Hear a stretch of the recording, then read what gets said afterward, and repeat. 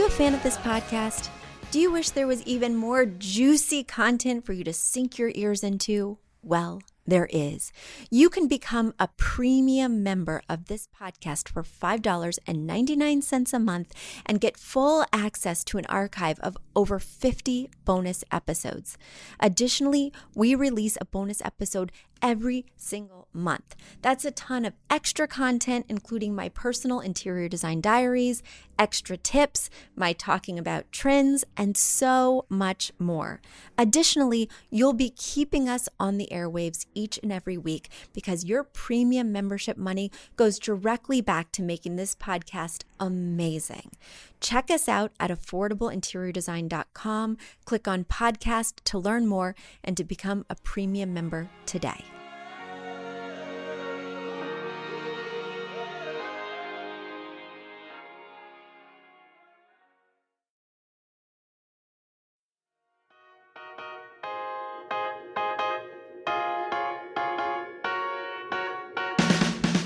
You don't need a high-end designer or a lot of money to get a luxe look. Be your own interior designer. This is Affordable Interior Design, the podcast. Here's your host, Betsy Helmuth. Labor Day does not mark the end of summer. I don't care what anyone says. We have till the end of September to enjoy, to frolic. Out here in the Northeast, we usually get at least a little bit of Indian summer, and I am counting on it because this summer has really, I say this every year, but it has truly flown by, and there's never enough beach time, and I hope you guys are well. How are things going?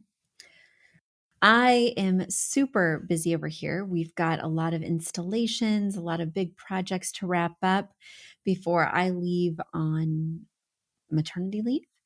And the exciting thing is that I also want to wrap up my own house a little bit, get the nursery complete, get things feeling just a little bit more comfortable for my family. And it's hard to know what to prioritize before you go away for an extended period of time. So everything feels so urgent. And also, I'm so big that, you really have to prioritize. You have to prioritize. But one thing I'm definitely prioritizing is this podcast. I love interacting with you each week.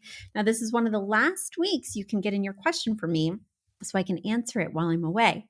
So go ahead, guys, send in those questions. You'll want to send them to affordableinteriordesign.com/podcast. Once again, affordableinteriordesign.com/podcast. You go there, you fill out a quick form. Your question comes right to me, and I'll do my best to get it answered before I leave on maternity leave at the end of the month.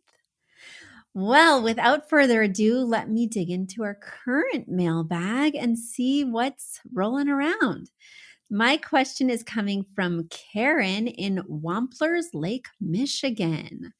I love the lakes in Michigan and Minnesota. They're both beautiful. But there's nothing quite like a lake. I like just floating, tubing, relaxing. So nice. And then pontoons, because I do get very seasick. Anybody else get seasick? When we were in the Cape, we went on a whaling tour, which is basically a 4-hour boat cruise in the middle. Well, not the middle. Oh my gosh, definitely not the middle. Out in the Atlantic. And it was really rough. Do not be 8.5 months pregnant, prone to seasickness, and go on a whaling tour for 4 hours. I had taken 2 Dramamine, and still I spent 3 of the 4 hours vomiting violently. And while everybody else watched the whales, in the back of the boat was a whale. That's me. Hugely pregnant, just barfing in, I think I used up like 10 barf bags. I didn't even have anything in my stomach. But anyway, sorry. Is this TMI? You guys should be aware that, sometimes I go there. But it wasn't my best choice. Luckily for me, my entire family besides me really enjoyed the whaling tour and got to see lots of fun, exciting things. And I got to watch their videos on their phones afterwards. So I guess it worked out for everyone. Anyway, Karen is writing with a question, and I better dig right in. She writes, what is the best way to brighten up and update your space without painting the original tongue and groove paneling? This house was in my family from 1935 to the 80s, and my husband and I recently bought it. However, the family is deeply tied to the wood and is against me whitewashing it. I'm finding it hard to figure out where to start when brightening up the place, and the bedrooms are very small upstairs. So if you want to see Karen's pictures, you'll just go to Affordable Interior Design's YouTube channel, and there you can see them. This looks like an amazing place. It looks so serene. It's right on the water. Karen, it's just what an escape. But the thing you cannot escape from is this wood paneling. It is on the ceiling, it is on every wall. It is really overwhelming. It follows you upstairs. It's just a lot. And even with the trim being the wood tone, it's a problem. So I feel sad for you that your family is so anti you doing anything with it, because it's really overwhelmingly woody. Now, there's a few things that immediately come to mind. The first is adding drapery. So, adding drapery to these windows will not only give you a beautiful blackout function for vacationing. I love blackout when I'm vacationing because I want to sleep as late as I want to sleep. I don't want any light coming through. And so that will certainly help with that. And then it will add a splash of color and texture to the walls that you can't get through paint. It will also allow you to take up these horrible slatted Venetian blinds that just look very dated and should go, because you can easily pull the drapes. Now, in rooms like the family room and the living room, you could make these drapes more translucent so that they offer privacy without being the blackout. But in those small bedrooms, I would definitely do the blackout drapes, and then you wouldn't even necessarily need blinds, but get rid of these horrible 80s tastic ones, that's for sure. So that's the first thing I would do. The second thing I would do in a room where we have so much wood is I would eliminate wood furniture. You have a lot of furniture in this space that's the same color as the wood, and that's exacerbating the problem. So, this big hutch in the entryway, the dresser in the bedroom, the end table in the family room, the nightstand in the bedroom, the mirror in the bedroom are all a very similar wood tone, and it is really compounding the problem. So as you're adding in new furniture pieces, as you are, decorating the space, I would avoid anything that is this wood tone, and I would avoid anything that is brown, like upholstery, because it's just going to add more problem to the problem. So you'll also want to think about what colors might help to offset the brown. As we can see here, the brown is like a warm walnut tone. And what we'd want to do is maybe cool this down, because it is very warm and very pervasive. So we could go with some blues, some greens, some teals, all which feel right at home in a lake house. And then if we wanted to add a little bit of warm touch with our 60-30-10 color palette, I would do so with a color that does not mimic brown in any way. So I would avoid orange, I would avoid brown. I think you could do like a fun sun yellow or even pops of a tomato red, right? But I'm kind of thinking yellow with some blues and greens would be the way to go for this color palette to really help neutralize the wood tone.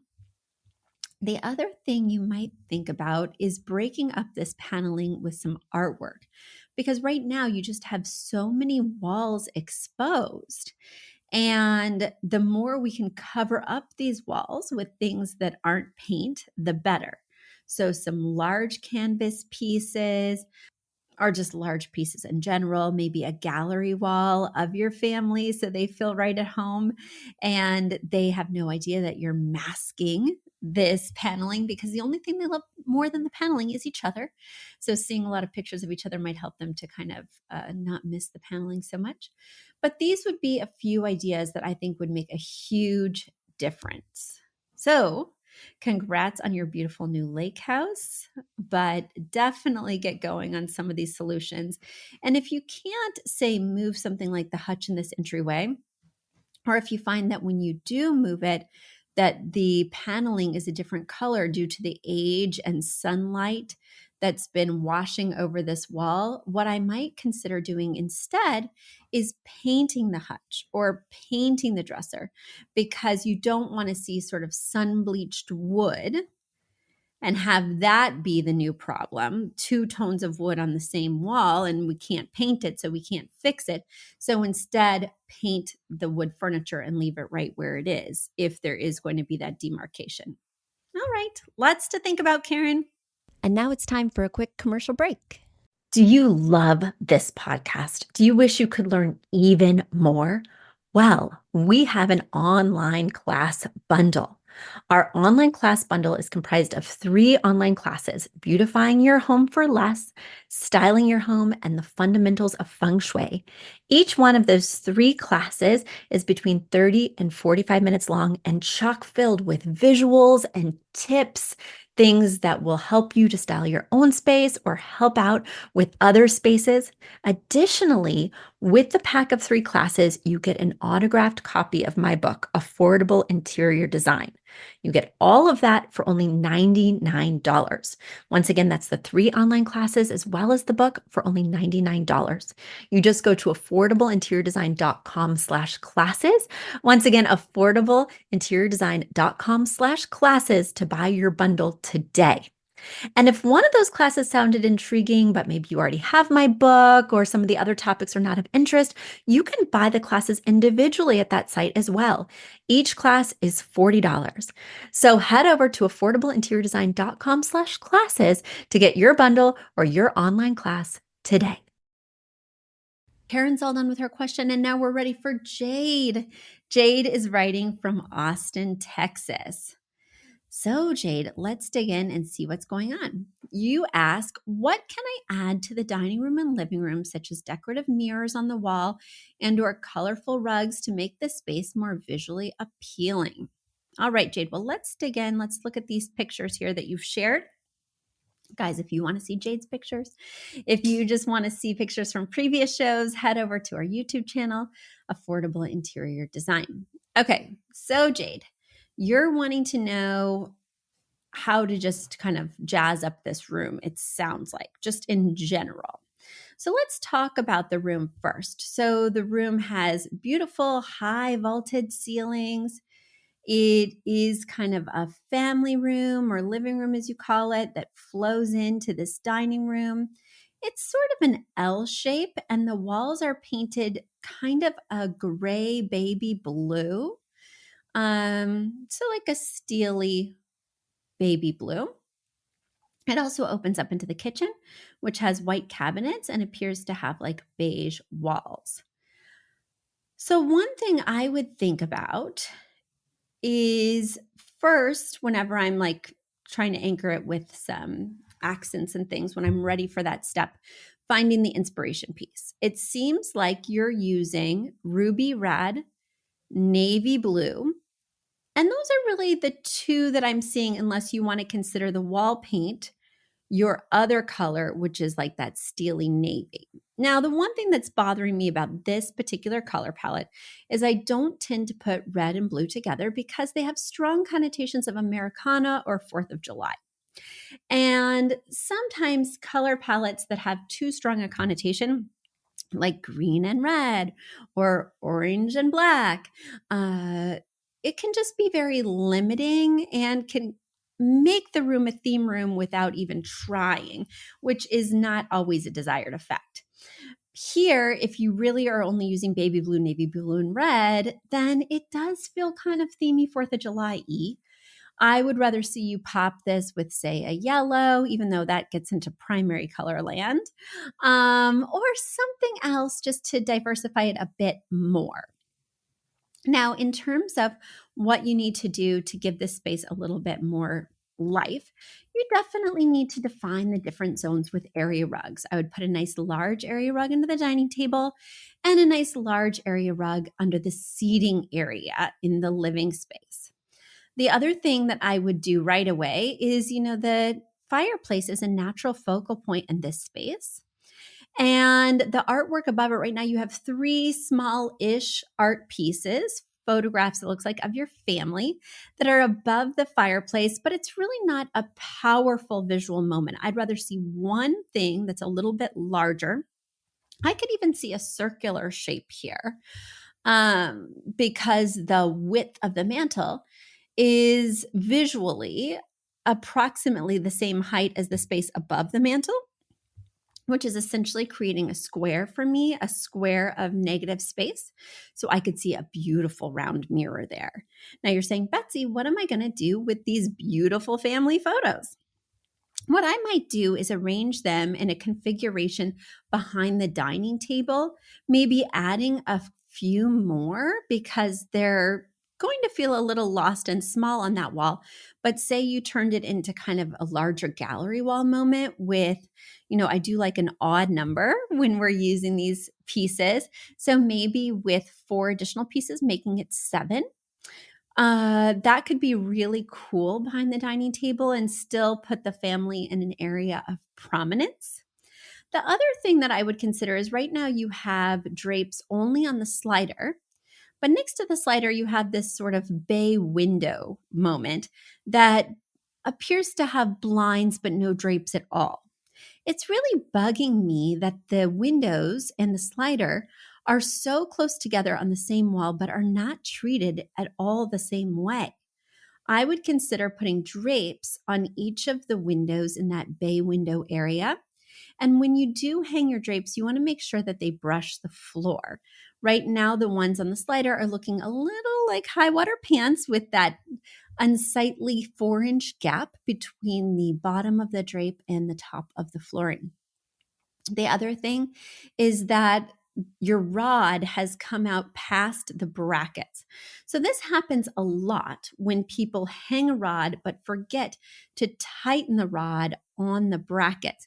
So as you're pulling the drapes back and forth, the rod kind of, because it's an extension rod and can be several sizes, grows and grows and grows and gets larger and starts to encroach on the adjacent wall space and just looks sloppy and ill-fitting. All you have to do is there's typically a little screw on the bracket that will then hold the rod in place. So as you're moving the drapes back and forth, it will no longer do that.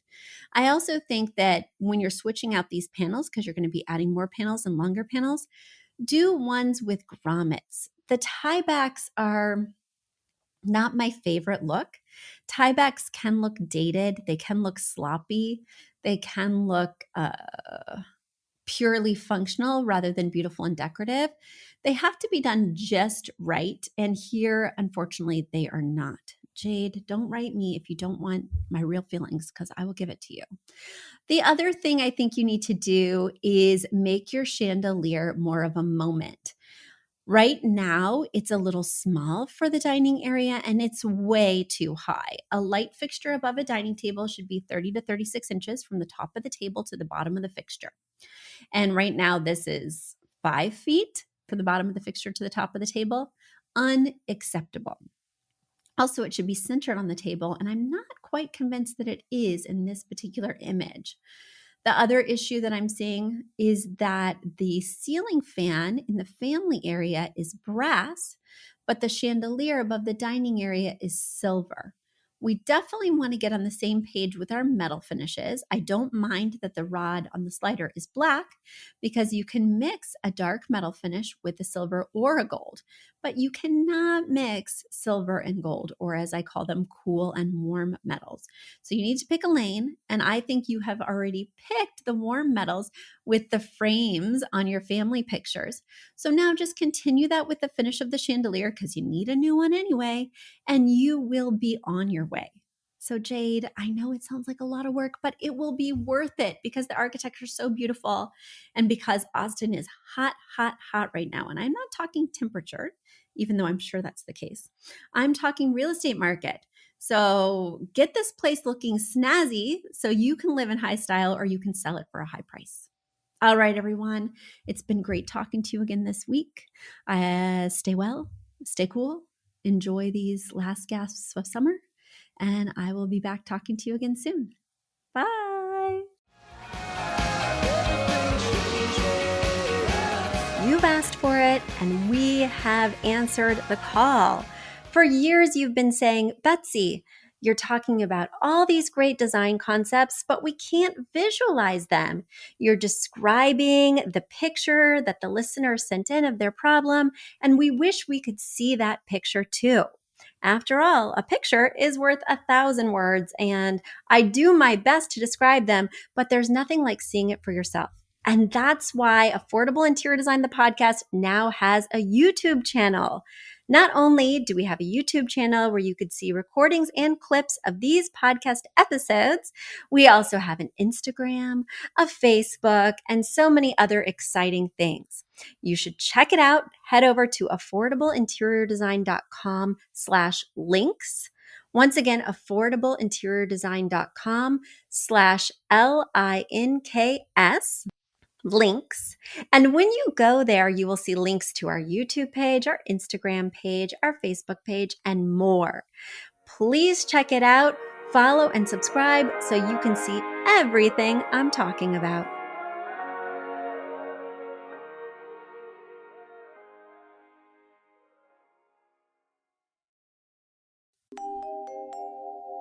A big thank you to our amazing producer, Catherine Heller, to Aton and the MVCR House Band, and to Affordable Interior Design, the sponsor of this podcast and the premier place to get an amazing look on a budget. Check out affordableinteriordesign.com. If you guys love the show, the very best way to support us is by spreading the word. Tell your friends or write us an awesome review on iTunes. So until next week, guys, thanks so much for joining us, and I'll talk to you soon. Bye.